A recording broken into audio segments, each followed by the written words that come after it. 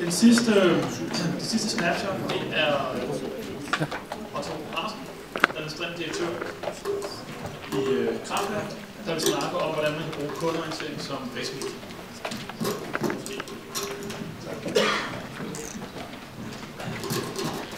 Jeg skal lige finde ud af, hvad det igen nok er så tæt på. Hvor vi startede...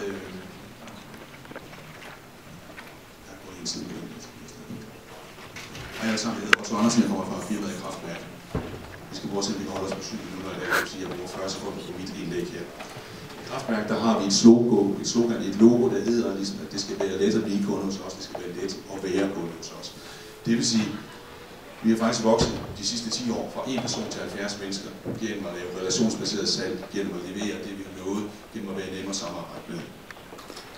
Man kan sige, at nøgleordene i den sammenhæng, det er resultater, det er relationer.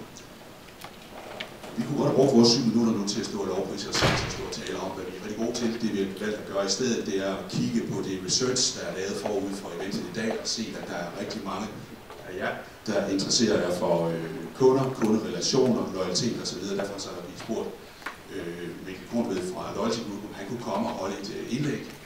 Og det synes vi kunne være mere interessant i lyset af det hele her, og derfor så håber vi, der kommer et inspirerende, måske lærende, og i hvert fald er jeg ret sikker på, måske lidt provokerende indslag.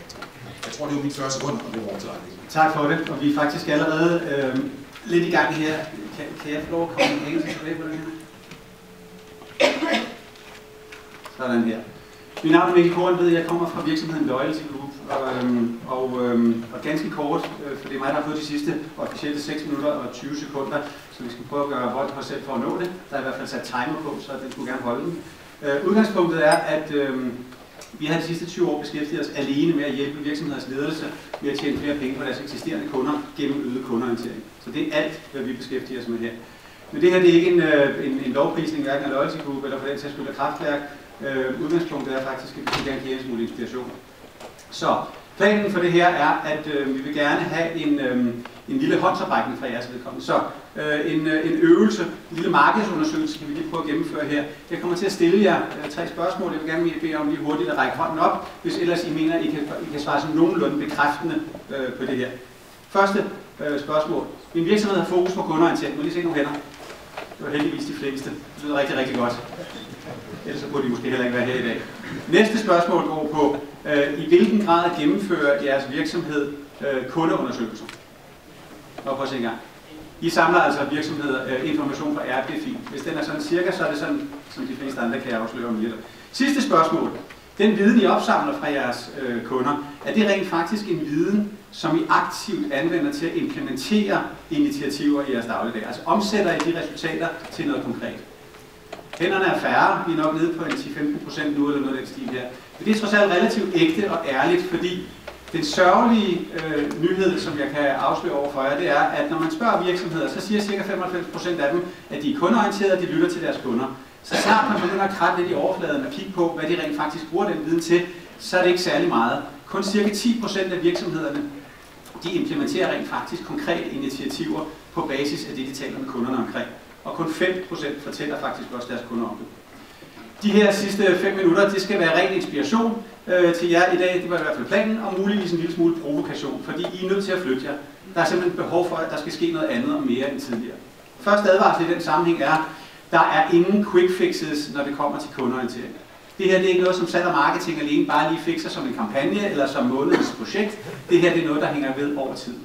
I er blevet spurgt om en hel masse forskellige ting, som I siger, I har fokus på de næste 12 måneder, og her er 6 af dem, alle sammen rigtig kundeorienteret. Det giver god mening, men det er vigtigt for mig at sige, at det her det skal hænge sammen, for ellers så bliver det øer af initiativer, og så får I ikke det fokus og den udbytte af det, som I burde få. Så målet for jer skal være, at tingene skal hænge sammen i en øget kundeorientering. Det må ikke være de forskellige afdelinger, der tager det her initiativ. Ellers så går det galt. Så det er altså rigtig vigtigt, at kundeorientering kan omsættes til noget konkret, og det er kundeloyalitet. Så hvis vi er mere kundeorienteret, så får vi mere loyale kunder, og loyale kunder, som vi alle sammen ved, køber mere af dig, bliver hos dig længere og anbefaler det til andre. De 3 ting, det håber I alle sammen, I har styr på, for det er sådan de klassiske effekter af loyalitet. Men også loyale kunder er mindre prisfølsomme. De ser mere værdi i samarbejdet og ønsker rent faktisk gerne at betale op til 10% mere for deres produkter end de andre kunder, fordi de oplever en mere værdi. Så er det billigere at håndtere, fordi udgangspunktet er, at de vil samarbejde. De leder ikke efter konflikt, de søger en effektiv og smidig samarbejde mere i dagligdagen. Så omkostningerne til administration er faktisk også lavere. Så der er en række gode effekter i det her. At få en ny kunde betyder, at vi i første omgang tager en masse omkostninger, salg og marketing, altså akquisitionsomkostninger. De færreste, sikkert også jer, ved rent faktisk, hvor lang tid der skal gå, før vi har tjent den akquisitionsomkostning hjem. Hvis ikke det er på plads, så styrer vi i blinde. Rigtig mange virksomheder har overhovedet ikke fokus på det faktum, at det koster en masse at skaffe kunden, men vi ved ikke, hvornår vi rent faktisk er profitable.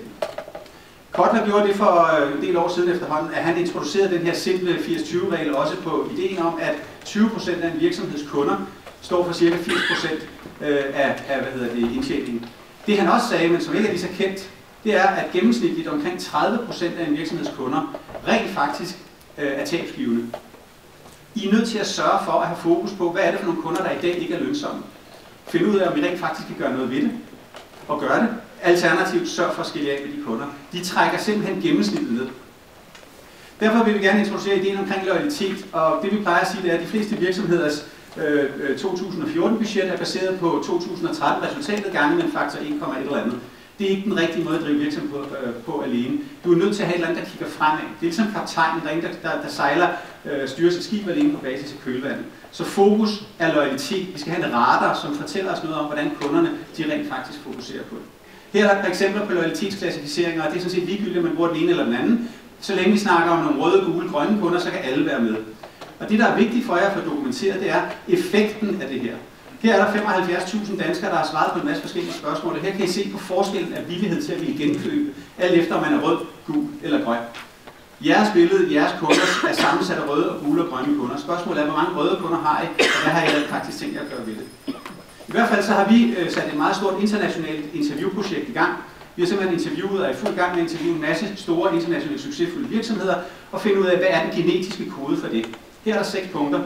Først og fremmest, vis dokumenteret den økonomiske værdi og loyalitet. Det er afgørende vigtigt, for ellers har vi aldrig ledelsen med os. Lyt til kunderne. Sørg for at få stillet kunderne de rigtige typer af spørgsmål, få den rigtige viden til rådighed i organisationen. Sørg så for at få involveret de der medarbejdere der, fordi det er i enden af dagen ikke ledelsen, men medarbejderne, der kommer til at føre det her ud i livet. Så få medarbejderne med ombord. Kontroller kundeoplevelsen. Brug det her nydanske ord, der hedder Customer Journey Mapping. Vi plejer bare at kalde det for kontaktpunktsanalyse. Det er ligegyldigt. Sørg for at få styr på dem. Og så sørg for at få skabt motivation i hverdagen. Små, sikre, synlige succeser, som på forskellige vis sikrer, at medarbejderne opfatter, at det er værdifuldt at arbejde med det her. Og sidst men ikke mindst, walk the talk. Sørg for at gøre det rigtige, fordi de medarbejdere gør ikke som du siger som leder, de gør som du gør. Så det er afgørende vigtigt. Heldigvis så har vi samlet alt det der i en bog. Det kan man normalt købe. Men i dag, fordi Kraftværk er så søde og flinke, så vil vi gerne have lov for RA. Så vi laver en aftale om, at vi kan bytte et visitkort fra en bog. De er at aflevere et visitkort herefter i pausen. I får tilsendt en bog gratis. I kan også gå ind på vores hjemmeside og bestille en bog i dag, og i dagens anledning så er den også gratis. God arbejdsmester.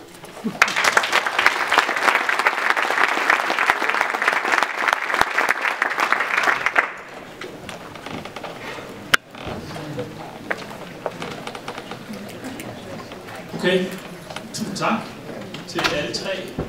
Tiden er gået, der er pause nu, og så skal vi lige kigge bag på jeres